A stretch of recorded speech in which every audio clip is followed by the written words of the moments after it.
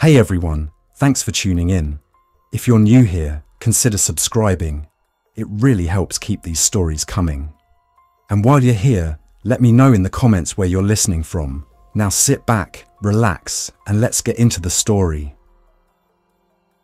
My name is Elliot Granger. I'm 57 years old. I've been a beekeeper for the last 23 years on a piece of land my grandfather bought just outside Stratford, Vermont. Most people don't know where Stratford is, just a blip on the map southeast of Montpellier. But I know every ridge and gully here, like the lines in my palm. I've walked them in snow, sleet, high summer heat, and once during a freak thunderstorm that nearly took out my apiary. I live alone now. My wife, Beth, passed away 5 years ago from cancer. It was fast. I didn't even have time to process it before I found myself waking up in a house that no longer smelled like cinnamon rolls or had a pair of muddy boots by the door. Since then, it's been just me, my hives, and the sound of Vermont wind blowing through pine and maple. Beekeeping for me has always been about rhythm, the cycles of nature, the sound of the hive in full bloom on a June morning, the low, pulsing hum of 40,000 workers doing their sacred work. You get to know the tone of the colony. You can hear when something's wrong. A stressed hive has a frantic buzz. A sick one has a hollow ring. And then there's the sound I heard 3 weeks ago. No hum at all. That morning, I walked down the path from the house past the woodpile and across the frost-hardened grass. The cold air had the tang of wet stone, like it might snow later. My hives are set up in a clearing about 200 yards from the back of the barn. 10 Langstroth boxes in neat rows, raised off the ground on concrete blocks to keep out skunks and moisture. I was expecting to hear them even before I rounded the corner, but there was nothing, not even a stray scout flying reconnaissance. I stood there for a long minute, hand on the strap of my smoker, confused, not alarmed, yet. Bees can be quiet in the cold, sluggish, but it wasn't that cold.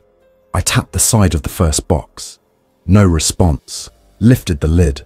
The frames were full of comb, untouched. No sign of predators. No mold. No collapse. Just abandonment. I opened all 10 hives that morning. The same story. The bees were gone. Not dead. Gone. I called my friend Marcy, who runs a small orchard near Tunbridge and keeps bees as a sideline. Yeah, she said. Same thing. I lost 4 hives overnight. No foragers, no drones. They just disappeared. I thought it was CCD again, but this feels different. CCD, colony collapse disorder, has been hammering hives across the country for over a decade. But that's usually a drawn-out thing, gradual. This was sudden, precise. The next odd thing I noticed was the silence of the woods. You don't think about it until it's gone, but there's a constant background chatter out here. Birds, squirrels, chipmunks, the occasional fox yipping in the distance. But for the past few days, it had been weirdly quiet, like the whole valley was holding its breath. Then came the trucks. I live on Tucker Hill Road, a winding gravel track that turns into Forest Service land, about 2 miles past my mailbox. At 2:13 in the morning, yes, I looked. I heard diesel engines rumble up the road, no lights. Just the sound of tires over gravel and the occasional metallic rattle of gear in the back of a vehicle. I looked out my bedroom window and saw 2 tan military-style transport trucks, no markings, windows blacked out. One stopped near my property gate. I pulled on jeans and boots, grabbed my flashlight and went out onto the porch with my .30, 30 lever action, just in case. They didn't come up the drive. They just idled there for a few minutes. Then the first truck's driver got out, military fatigues, gas mask, holding a clipboard, and walked down into the ditch with some kind of scanning device. I couldn't make it out from the porch, but the way it beeped reminded me of a Geiger counter. The guy scanned the soil, the fence posts, even the air. Then he nodded to the driver, climbed back in, and both trucks rolled off into the woods. I didn't sleep the rest of the night. The next morning, I drove into town to see if anyone else had seen the trucks. I stopped at the general store where Larry Vickerman, Stratford's unofficial mayor and official gossip, was stacking cartons of eggs behind the counter. You see anything strange last night? I asked. Larry didn't even look up. You mean like the convoy of trucks with no plates that came through at 2 in the morning? Yeah, saw 'em. Headed east, toward the marsh. Government types, I think. Blackout windows. Yep. Any markings? Scrub clean, not even dust tags, like they were wiped. Jesus. Larry nodded slowly. You hear about the Johnson's cows? No. Found dead, all 6. No trauma, no blood, just dead. Eyes wide, no sign of struggle. I left the store with my stomach doing somersaults. Whatever was going on wasn't just my hives. Something was wrong with the entire ecosystem. I stopped by the library to check the NOAA satellite feed. Marcy's son Zach is the librarian and a NASA nerd. I asked him to pull up the infrared map from the last 48 hours. He frowned. That's weird. There's a heat void over the entire southern Green Mountains. It's like a blackout zone. No warm signatures. Wildlife. Human. Nothing. Back home, I began taking stock, filled jerry cans, topped off the propane tanks, double-checked the generator. Whatever was coming, I wasn't going to be caught unprepared. I started getting calls from other beekeepers. A guy named Juno over in Corinth lost 15 hives in a night. Emily, south of Woodstock, said hers melted. Literally, the wax collapsed. Larvae boiled inside the combs. She said it smelled like burnt sugar and rotting meat. I didn't know what to say. Then the signal went bad. First, spotty cell service. Then no bars at all. Wi-Fi kept cutting out. Starlink dropped offline. No satellite, no updates. Weather radio was the last thing that worked, and even it was down to bursts of static. I kept listening anyway, hoping. That's when the dead man showed up in my driveway. It was just after dusk. I was inside, oiling my chainsaw and listening to AM static when motion lights triggered by the barn flickered on. I went to the kitchen window, expecting a bear or maybe a neighbor. What I saw was a man in torn hiking clothes, limping up the gravel with one foot twisted unnaturally to the side. He was covered in mud and blood, no pack, no shoes. I stepped out onto the porch, rifle across my arms. "Hey!" I called. "You okay?" He didn't answer, just kept limping toward the porch. That's when I saw his eyes, milky, clouded like he'd been underwater. His mouth was slightly open, and something inside clicked like teeth grinding on bone. "Stop right there," I said, more forcefully now. "I mean it." No reaction. He kept coming. I raised the rifle and fired into the dirt at his feet. Nothing. He didn't even flinch. I had no choice. The second shot dropped him instantly. He twitched on the ground, face down, until finally still. My heart was pounding as I walked down the steps and nudged him with the rifle barrel. The stench was unbelievable, like sour milk and rot. His skin was blotched and pocked with what looked like black veining under the surface. I should have called the sheriff, but I had no cell signal, and I already knew no one was coming. That night, I buried him behind the barn. I know how that sounds, but what else was I supposed to do? The ground was soft, and I went 6 feet down, covered it with stones, marked it with nothing. That was 8 days ago. The hives are still silent. The birds haven't returned. And more of them, more of those infected, have started appearing. I've got enough supplies to last maybe a month, but I don't think this is about riding it out anymore. This isn't just a sickness, it's coordinated. The infected act like they're listening to something, some signal I can't hear, and whatever's directing them didn't like the pollinators. I didn't sleep that night, not out of fear exactly, but out of something deeper, a creeping understanding that whatever was happening wasn't an outbreak in the traditional sense. It was a correction, a reset, the kind of thing that doesn't just kill people. It scrubs species, silences forests, rewrites ecosystems.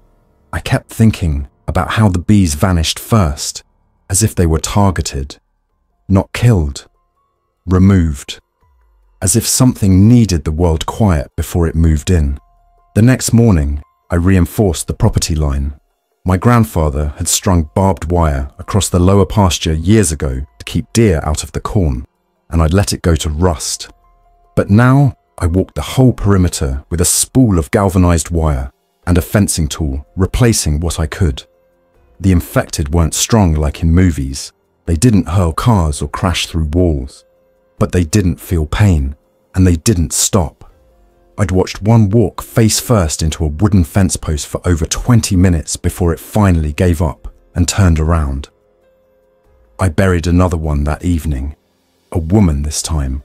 Her body was broken like she'd fallen off a cliff, bones pushing under skin, arms bent the wrong way, and yet she was moving, barely, dragging herself up my gravel driveway with what looked like dislocated shoulders and one eye missing. I watched her for a long while before I approached. She made no noise, just a shallow, raspy whistle from somewhere deep in her throat. Her tongue was gone, cut or torn out. I couldn't tell. I didn't want to shoot her.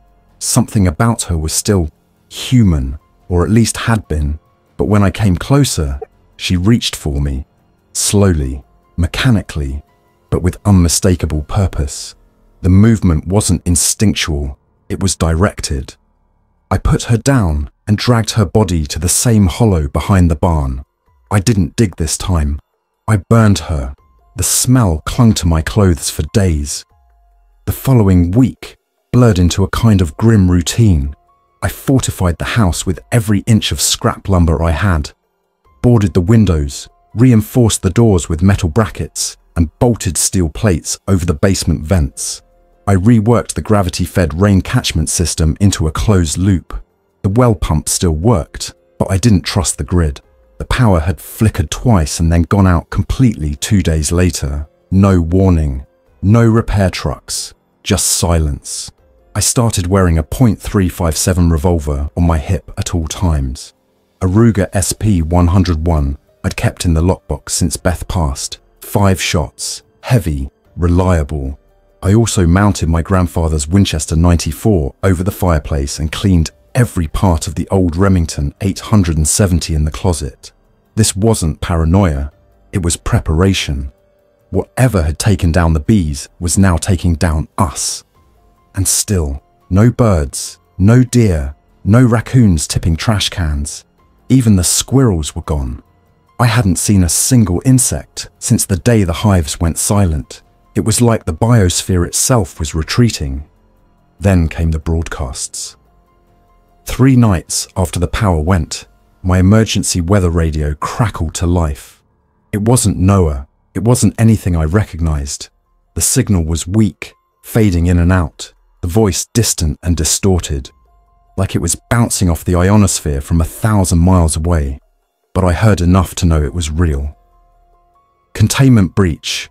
Priority Echo 4. Stay underground possible. Do not engage exposed carriers. Repeat, if you are in the New England biozone, quarantine has failed. Then a second voice cut in. Clearer. Colder. This transmission is not for civilian reception. Shut down all amateur band repeaters immediately. Unauthorized signal monitoring is a breach of Article 19.9 under Federal Biocontrol Protocol. The signal cut instantly. I sat in my kitchen chair for nearly an hour, staring at the little battery-powered radio like it might talk again. It didn't.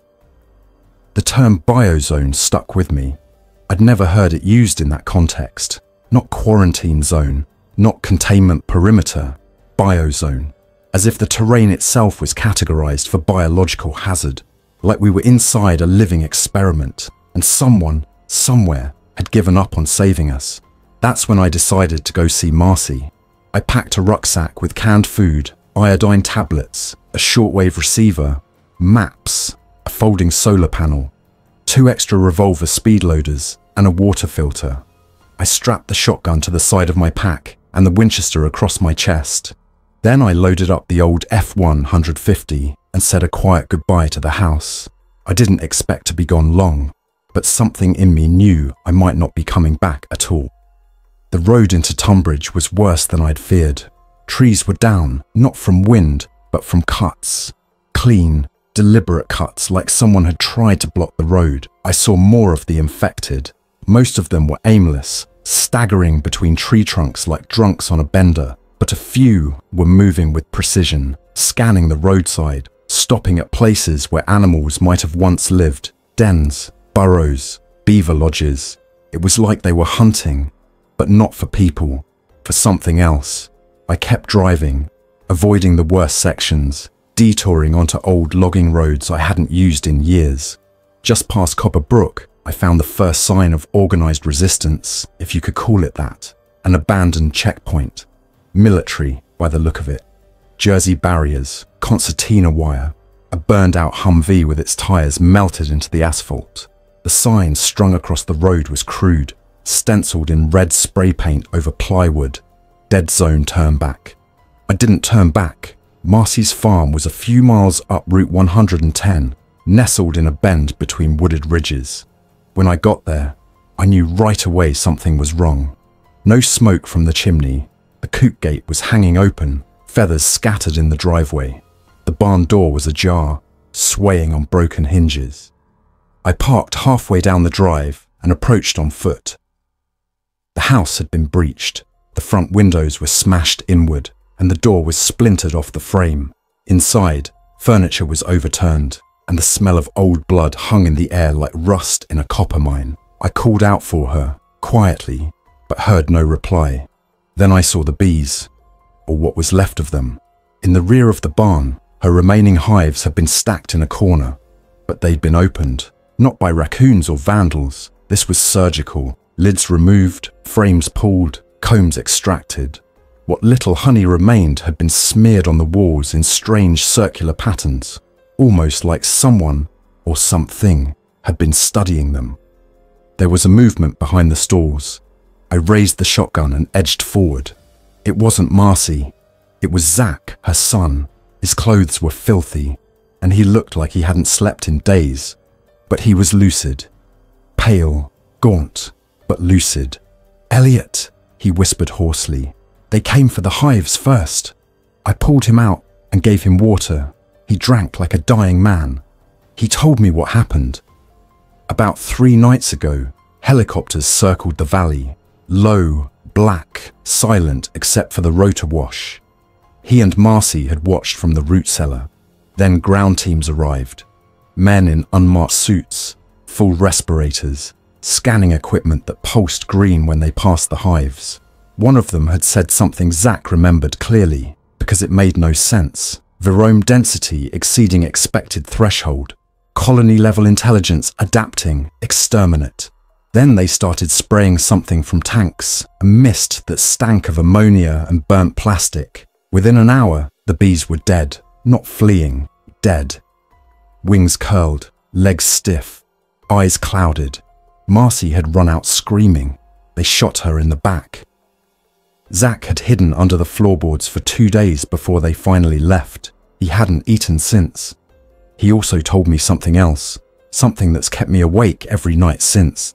He said he saw one of the infected, an older man, walk into the field and kneel in front of the dead hives. He didn't move, didn't speak, just sat there in total stillness, surrounded by lifeless bees, as if he was listening. And then the humming started. It wasn't from the hives, it was from him, a low, harmonic tone, deep, resonant. Zach said it felt like it was vibrating in his teeth. Then others came, 6 or 7 of the infected. They gathered around and began to hum in unison, echoing the same pitch, like a choir, like a signal. And when it ended, they stood and walked off, coordinated like soldiers.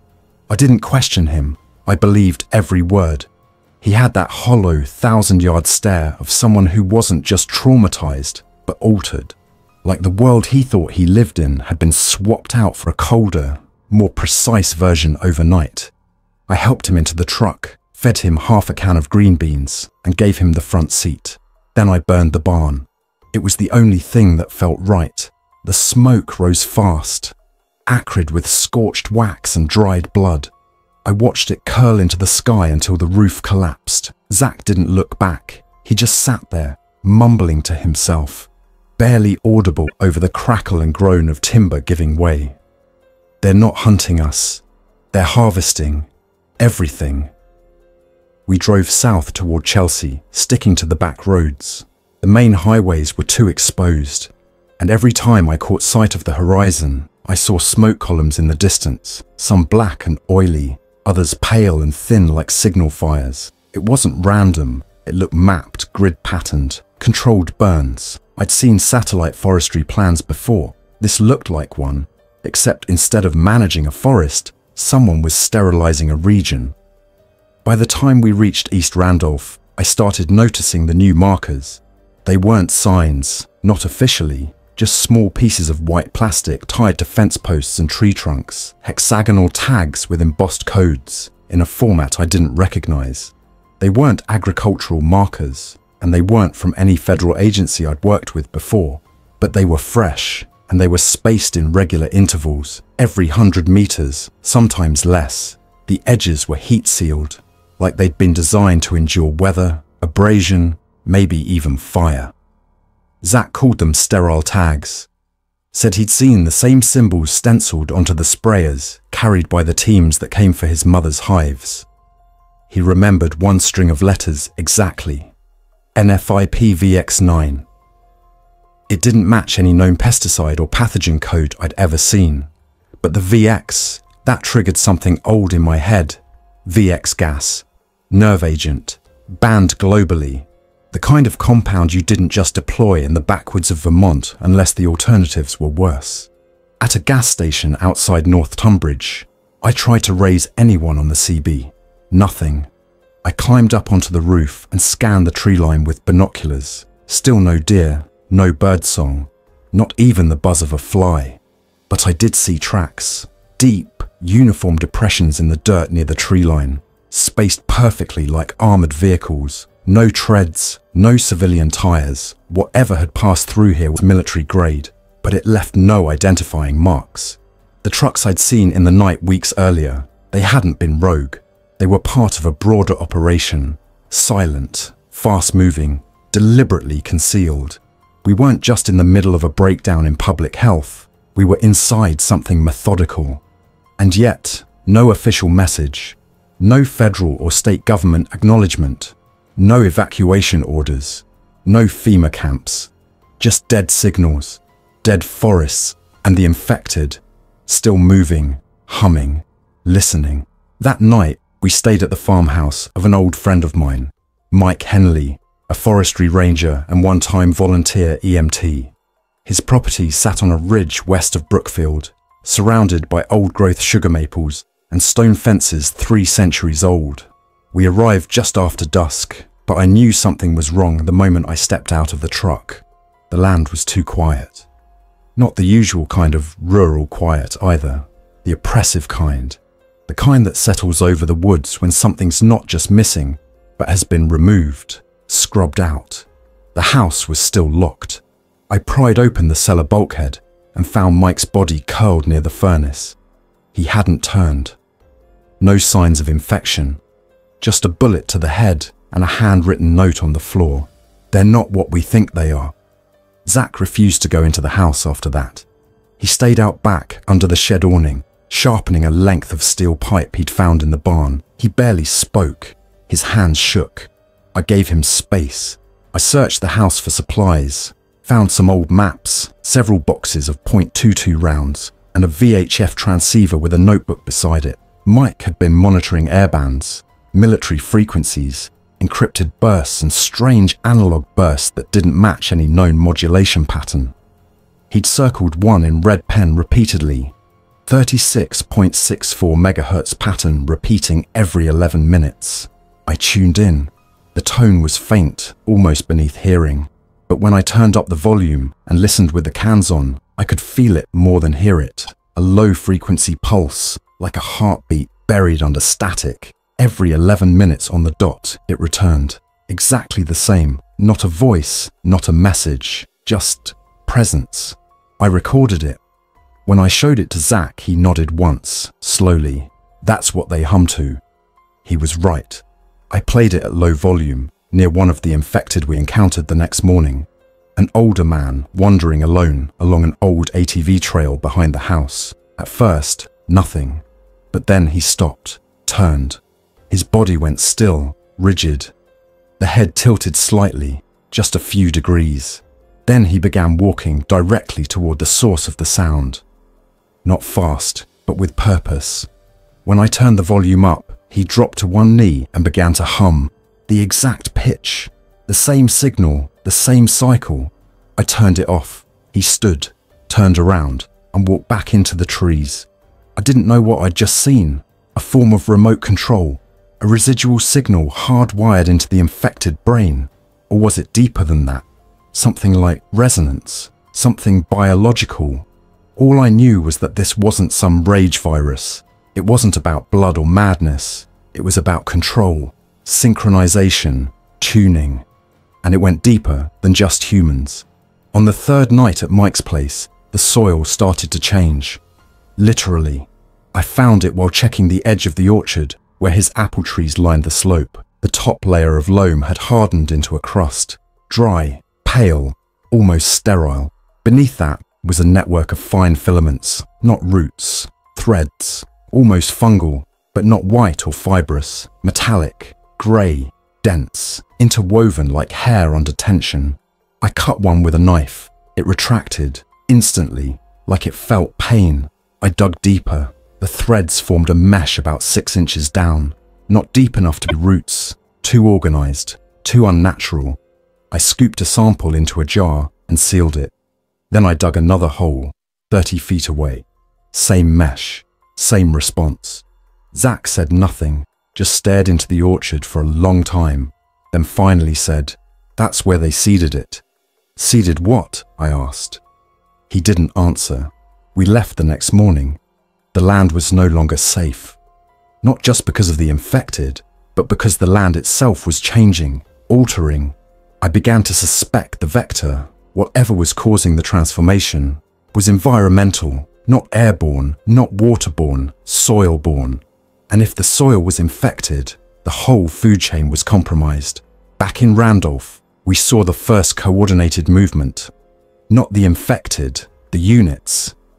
A convoy of 6 matte grey trucks moved down Route 66 in tight formation. No lights, no markings, but the men riding in the rear, heavily armed, gas-masked, scanning everything, weren't random survivors or local militias. These were professionals, uniformed in a way that avoided any known branch. Clean gear, polymer rifles with modular rail systems, suppressed, silent, surgical. They didn't see us. We stayed low in the tree line. But one of their rear trucks had a mounted signal dish, rectangular, angled upward, rotating slowly.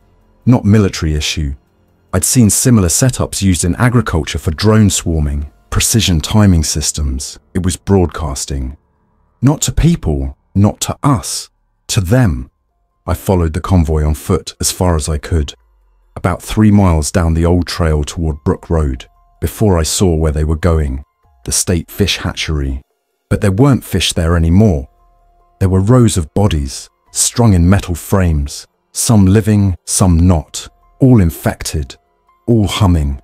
The convoy stopped, the dish turned, and all at once, every infected in that frame, dozens, lifted their heads and began to speak, not scream.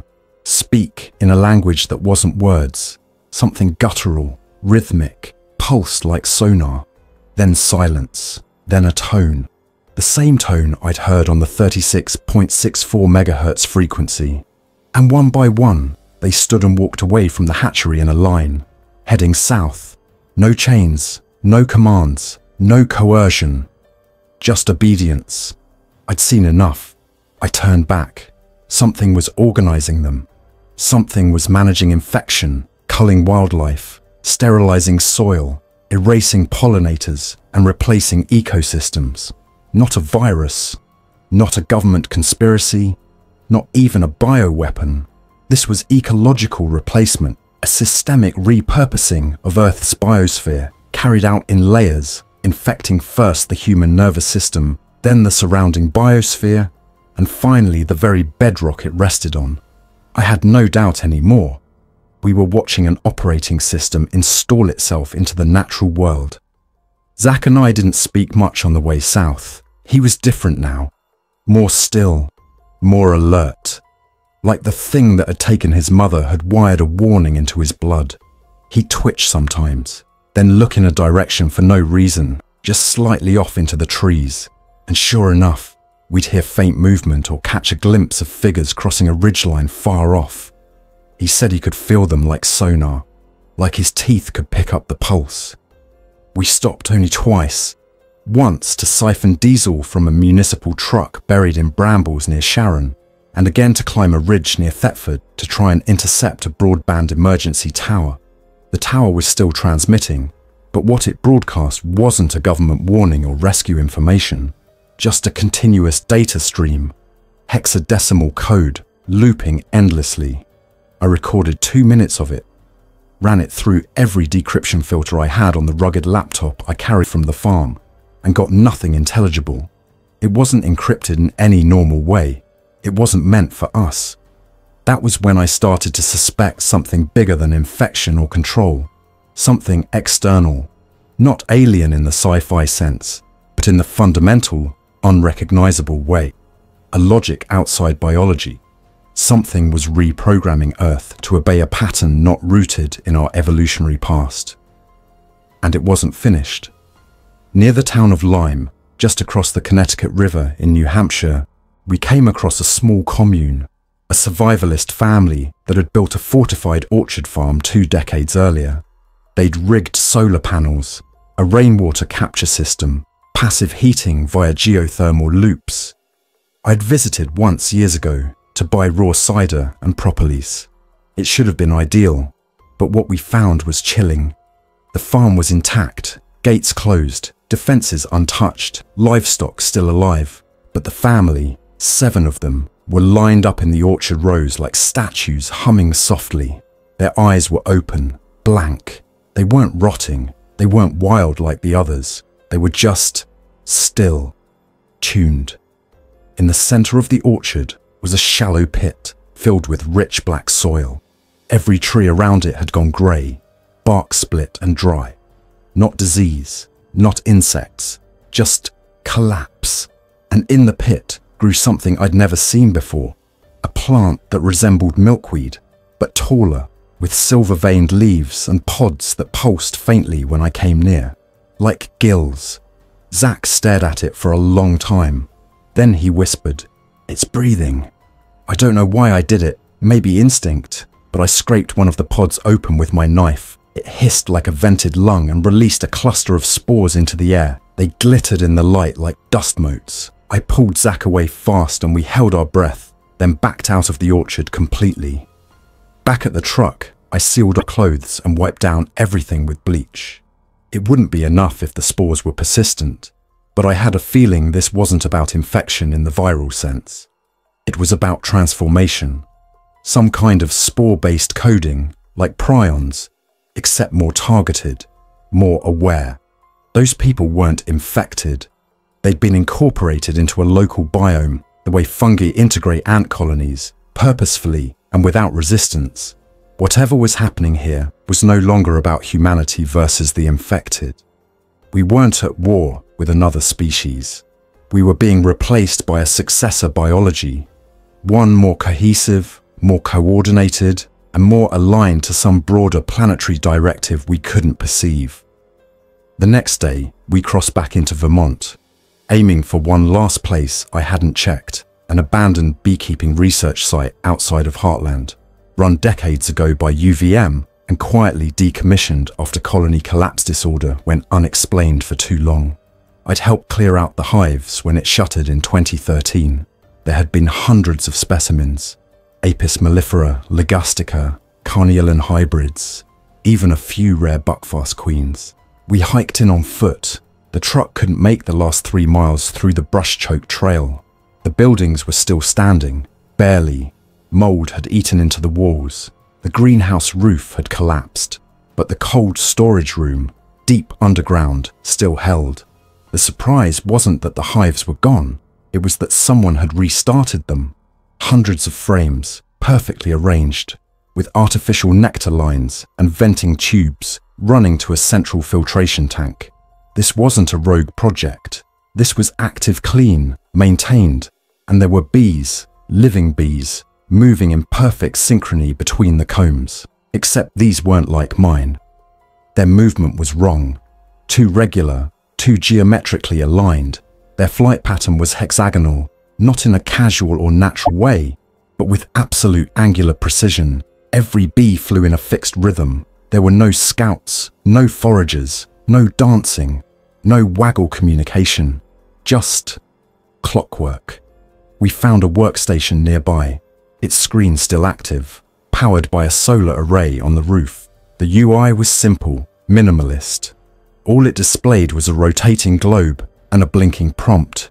Genesis field, 37, status stable. Underneath it, a diagram, something between a satellite map and a route system, spanning across the entire eastern United States. Dozens of nodes lit up in green, others in yellow, a few pulsing red.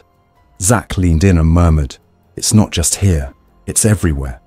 We scrolled deeper, each node linked to another field, which seemed to refer not to farms, but zones, biomes under transition. The terms were unfamiliar. One was called Nestal Infrastructure Stage 4, another Biocoherence Vector Alignment, but the common thread across all of them was something called the Harmonic Pulse Index. The same word, harmonic, like the tones, like the humming, like the choir.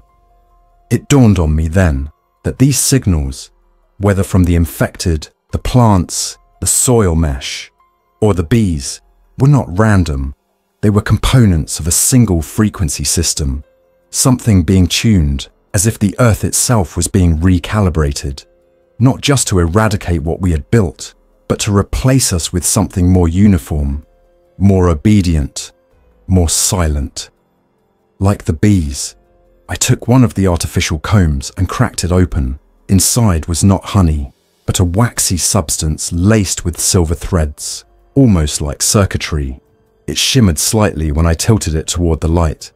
When I touched it to my bare skin, it tingled, cold, faintly electric. Zach took a step back. "They're not producing honey," he said. "They're producing code." That night, we made our way to an overlook above the Connecticut River. From there we saw it, a convoy of infected moving in coordinated lines down the old interstate, hundreds of them, maybe more. They didn't shamble or stagger. They walked in silence, in perfect unison, like a neural network on legs.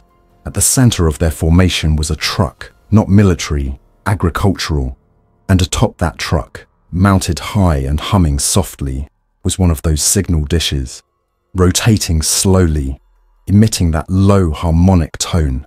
We didn't sleep. At dawn, the bees swarmed, not like before, not in panic, in formation. From the hive site behind us, thousands of bees rose silently and flew toward the rising sun in a solid stream. Their motion as smooth as a metronome, not a sound, no buzz, just movement. We watched them vanish into the tree line, and not a single one came back. That was yesterday. Today, the soil at the edge of my boot pulses when I step. The grass no longer bends but sways with timing. The birds haven't returned. The air smells clean, not fresh, but scrubbed. There's no resistance left to organize, no cities left to flee to, no warning left to broadcast. This was never about stopping an outbreak. It was about witnessing an install. I am not sick, I am not infected, but I am alone. And the bees, my bees, they never returned. Their silence was the first sign, and now that silence belongs to everything. I leave this record here, buried under slate and sealed in resin. Maybe someone finds it, maybe not. But if you do, don't trust the quiet. It isn't peace, it's a signal, and it's still spreading. Thanks for listening. If you enjoyed this story, don't forget to like and subscribe. Your support keeps these creepypastas coming. Until next time, stay alert, stay safe, and never ignore the feeling that something is watching.